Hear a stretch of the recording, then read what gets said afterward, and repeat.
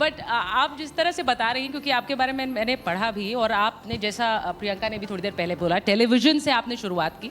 Television पर जब आपका डेब्यू हुआ तो बहुत से लोगों ने कहा कि ये इनको तो फिल्मों में होना चाहिए। फिर आप फिल्म्स में आई। अब बहुत से जो एक प्रसिद्ध गाना है कि radio kill the TV kill the radio star, अब उसके बाद अब ये कहा जाता है कि OTT is killing big screen. आपको लगता है ऐसा? It's killing the budget for sure, I think. Something it is. I see, again, as an actor, I don't like to overcomplicate things. You have to adapt with time. समय बदलता है, हर generation अपने साथ एक चेंज लेकर आती है। कुछ चीज़ें वो हो सकती हैं जो आप एग्री करते हो, आपको पसंद हो, कुछ चीज़ें हो सकती हैं आपको नहीं पसंद हो, but you adapt, we adapt.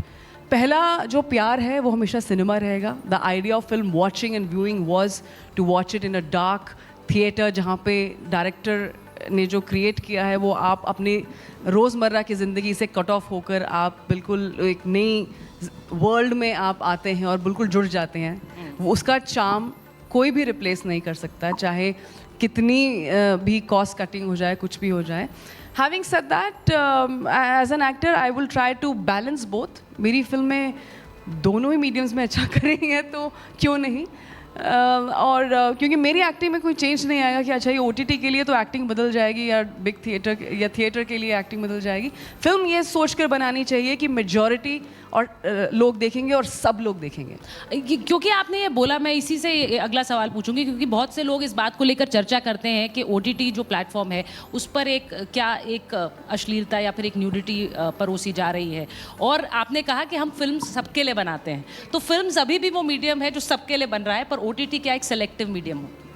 I think अब मुझे लगता है डेफिनेटली वो व्यूअरशिप जहाँ तक की बात है, क्योंकि अब यूनिवर्सल होता जा रहा है, बहुत इजीली एक्सेसिबल अब हो रहा है, सबको पता है कि अच्छा OTT प्लेटफॉर्म्स क्या हैं, तो मुझे लगता है इसमें कोई हर्ज नहीं है अगर सेंसरशिप हो, देयर इज़ नथिंग रॉन्ग। और to be very honest as an artist, yes you do feel sometimes कुछ चीज़ें अननेसेसरी हैं, ज़रूरी नहीं है। मुझे लगता है एक फ़िल्म को चलाने के लिए या कोई सीरीज़ चलाने के लिए आपको इस तरह के कुछ सीन्स की ज़रूरत है। Unless the story really demands it, then it's a creative call. मैं personally मैं बहुत मुझे पसंद नहीं है, and as I said, if it's something needed, if it's something required, then there's always a different certification. जैसे हमें भी फिल्मों में हमें मिलता है certification, तो there's nothing wrong in it. अच्छा, यामी गौतम की जब शादी हुई तो आपकी जो तस्वीरें आई शादी की, उन्होंने भी बहुत सारी चर्चा बटोरी, बिकॉज जो बड़े बड़े एक्टर्स हैं, कोई इटली में शादी कर रहा है, कोई जोधपुर में ग्रैंड वेडिंग कर रहा है। यामी की तस्वीरें आई उनके हिमाचल के घर से शादी की, और उनके घर में जो सारे परिवार के लोग थे वो जो रस्में कर रहे थे, वो तस्वीरें आई, and that was very endearing. बहुत लोगों ने उस पर लिखा भी कि ये देखकर लगा कि जैसे हमारे घर की कोई शादी है। तो आपको लगता है वो एक जो कनेक्ट है किसी भी एक्टर का, वो बड़ा अच्छा और बहुत खूबसूरत होता है ऑडियंसेस के साथ, even if it's your own wedding?